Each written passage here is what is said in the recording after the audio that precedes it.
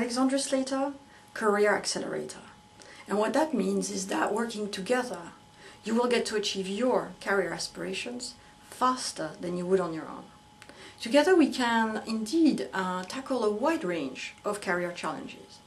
Of course, we can help you win that promotion, progress your career, by articulating a strategy that will ensure that you get that deserved promotion you so clearly deserve.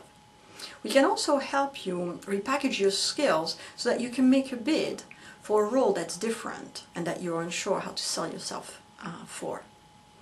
But we can also help you manage your career in the here and now by refining, polishing such vital skills in the office like personal effectiveness, but also conflict management, team motivation, influence and persuasion, and your leadership presence, of course, just to name a few. Last, but by no means least, we can help you return to the workforce if you have been on a break and make a quick success of that. We can also help you redefine success, as a matter of fact, to identify a new career that will energize you more and possibly completely in a different sector. So you see, the range is indeed very broad, but the point is that working together, you will get to achieve your goals in a time and cost-efficient way. So welcome to the second edition of Career Tips for 2014. And last time we talked about goals, which is often what we think about in terms of those New Year resolutions that follow with the Christmas and other celebrations of the year end. And I suggested that we really focus on goals that motivate so that we have the greatest chance of achieving those goals. Because as we all know, achieving goals is sometimes really not a piece of cake, and therefore it's important to stay connected, motivated, and continue making progress on the goals until they are achieved. We saw that autonomy, playing into one's strengths, feeling satisfactions, will keep us energized and motivated to work on goals, even in the face of obstacles. And indeed today it is those obstacles that I want to discuss with you. Obstacles come in really two big shapes. Life throws at you a number of challenges, setbacks, things that don't go according to plan. But the obstacles that really can get problematic are simply ourselves. We get in our own way. And so today I want to chat to you about blind spots. Blind spots are those things that we have forgotten about ourselves or that we simply have never known, and which hold us back and slow us down as we try to achieve some of our goals, whether they are in the office or at home. So here are 5 tips to find your blind spots. First one, self-reflection. And indeed, take a time out, a moment to yourself, a bit more than 10 minutes, but by no means, no need to take 2 hours, where you won't be disturbed. And think back to a situation where you were not at your personal best. It doesn't need to have been a catastrophe, a disaster, a crisis. Simply a moment where you felt challenged and you knew that you didn't play completely to your strengths, that this wasn't completely your cup of tea. And just create a bit of distance with that experience and notice what happened to you in that moment. Recall the thoughts that came to your mind. Remember how you felt. Don't judge the experience. Don't berate yourself in particular. Don't dissect the experience. Don't analyze it to death. Just notice and remember what it was. And when you're back in that situation and you're connected to that experience, ask yourself 2 questions. The first one is, what skills would it have been helpful for me to have in that moment? And then the other question is, what human attribute might have made a positive difference? So what am I going on about here? I think a skill gap is something you will be very easily familiar with. A skill gap is simply something that we either don't know how to do it or are not very good at doing it. So for example, if you made a presentation but you're not very good at public speaking, that's a skill gap. Or you're not very good at writing powerful slides. That's another kind of skill gap that can affect your effectiveness as a presentation provider. And a skill gap is typically addressed by some form of training. There's an education piece there, something that you have to train yourself so that you go from not knowing to, knowing a little bit to getting gradually better. So of course it does involve practice. The training will not make you an expert overnight. Now the attribute that I was talking about, what human attributes can be useful in a situation? Here we're talking about attitude deficit. An attitude deficit is about a way of being that you're not familiar with. Again, it's not natural to you. Or that you know about because you've seen it in others, but you find it difficult to manifest in yourself. So here the example that comes to my mind is, for example, being in a meeting. Some of us are very naturally able to participate and be in the fray with others. And for some of us, we feel a bit more self-conscious. We are not sure when we should speak. We feel nervous about it. That's an attitude deficit, a way of being which is unhelpful to us in certain situations. Now, if you think of that example of an attitude deficit, which is this lack of assertiveness, and you think of a goal, for example, to be promoted, well, it would be good to be assertive, or at least to a certain extent, because that would help you engage with the right people who need to know that you want to be promoted. If, on the other hand, you are too self-conscious to go and talk to people, you might not get noticed, and you might get passed over for this promotion that you deserve. So you see, this is one of those blind spots where if you don't realize that you need to communicate about your wish for promotion, you need to communicate about why you think you deserve to be promoted, then you could, even though you merit to be promoted, you could indeed be passed over because you have not talked about it as you should. So those are those blind spots, the skills gaps and the attitude deficit that can stand in the way of us achieving our goals. And if we don't know that they're holding us back, then there's no chance of us fixing it. And it means achieving our goals, it makes it even harder than it would naturally be. And in fact, sometimes it can completely invalidate the goals. It can completely sabotage our efforts. So that's what I'm meaning by blind spots, these skills gaps and these attitude deficits. And self-reflection is one of the first port of call for you to think about identifying those blind spots that could be holding you back. The second way that I'm going to suggest you consider as a means to find your blind spots is feedback. Because the problem with self-reflection is, of course, that we are all partial. We could be a little bit too complacent with ourselves, but sometimes conversely, we could be a little bit too harsh. The risk is that we are biased. Now, others will be biased too, but actually if we bring together a number of perspectives, maybe some of the biases will get eliminated in the process. So feedback, of course, is about asking others what they think of you. But in fact, let me suggest that you never phrase the question in that sense. Always ask them what they notice about you. You see, that's the kind of question that elicits an answer that's much more factual than asking for an opinion. People will give you opinions anyway, but at least by asking what they noticed, you're asking them to give you a rationale. I noticed you doing that, therefore. And always start the feedback with a positive. What do you notice about me when I'm at my best? That gets the person comfortable talking to you about you, because sometimes we feel nervous about giving feedback. So let the person feel comfortable, and then ask them, well, in contrast, what do you notice? What do I say, what do I do when I'm not at my best? And again, you'll elicit much more factual information around those potential blind spots of yours. Now the question is, who should we ask? And in the office, clearly I think we have to be a little bit careful, a little bit selective.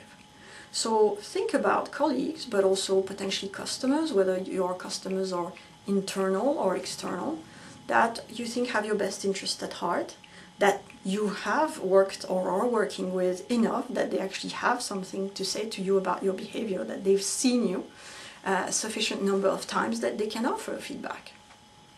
But also don't hesitate to ask family and friends. Even though they are not with you at the office, you're not that different a person whether you're in or out of work. My favorite people to actually ask for feedback can be children. If you're happy to take the candor, the very direct way in which children will give feedback, you could really get into some extremely insightful comments there.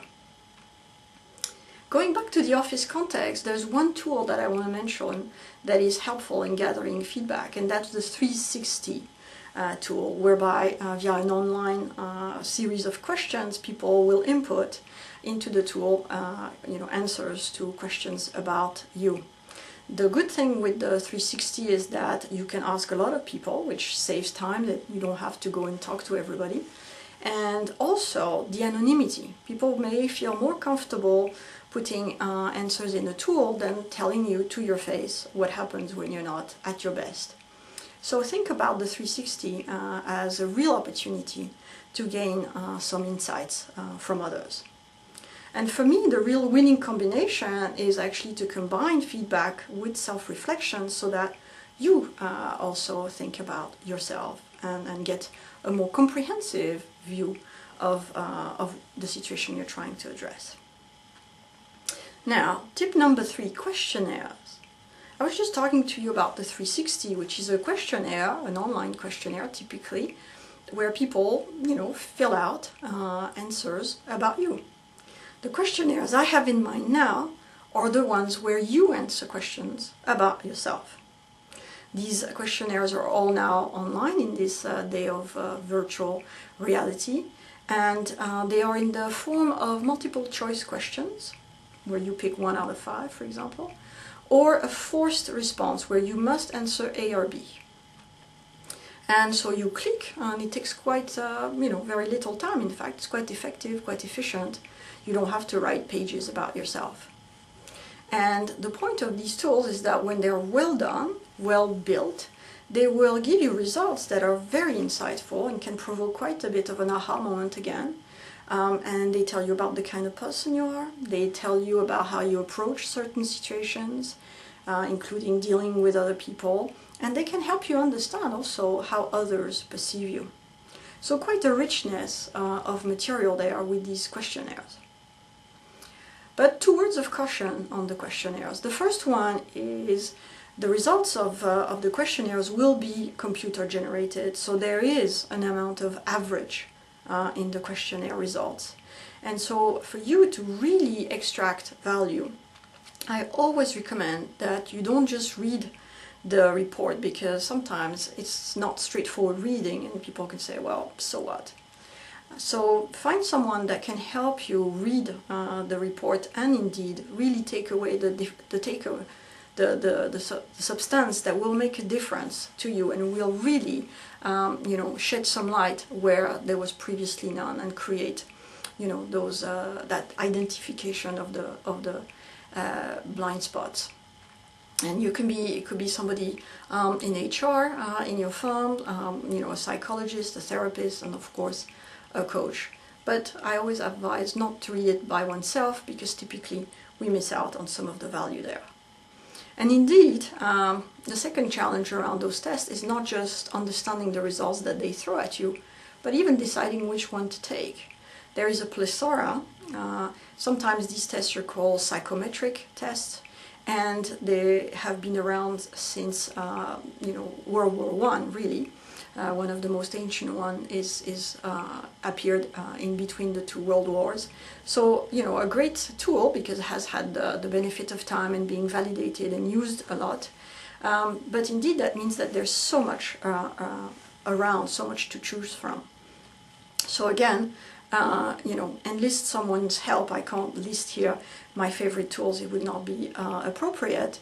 But if you want to ask me, you know where to find me, and my email is appearing at the bottom of the screen if you'd like to pop me a question and say, Alexandra, can we talk about the kind of questionnaires that would make sense for me? Some of these tests are relatively cheap, others are more expensive, so choose wisely. So that was tip number 3 around the questionnaires. Tip number 4 may be a little bit of a surprise. Training. And indeed, training seems to be more an outcome of finding a blind spot than a means to find a blind spot. Indeed, if you identify a skill gap, typically training will be involved in upskilling yourself. So what can training tell you about yourself and your blind spots? Well, for that, if you want that insight, you need to pick a training that you're not naturally comfortable with. Something that will take you out of your comfort zone, that will really challenge you, will force you to behave in ways that are very unusual for you, so that you have a chance to observe yourself and note what's difficult, what's challenging. And that is really insightful and rewarding. So of course it takes courage. It's not as comfortable as, sitting in front of a computer screen and taking an online questionnaire. Even asking people for feedback may feel much more comfortable than going out on a training. For example, public speaking, if you're somebody who's very shy, that will absolutely put you out of your comfort zone.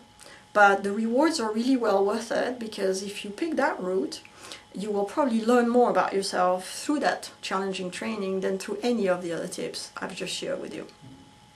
So that was training. And then last but not least, my 5th tip in terms of finding blind spots is looking at the underside of your strengths. So that can be also a little bit surprising. Why am I talking about strengths and blind spots in the same place? We all know that when we play to our strengths, we perform well and it feels easy. We feel energized. We also know how hard it is to remedy weaknesses. In fact, it's like trying to take sand. It goes inside our fingers. So what is going on with strengths? Well, here it's about strengths misuse and strengths overuse. Strengths misuse is when we try to use one of our strengths for a situation that the strength is simply not relevant for. And so that will typically not go well for us. So the performance will not be happening.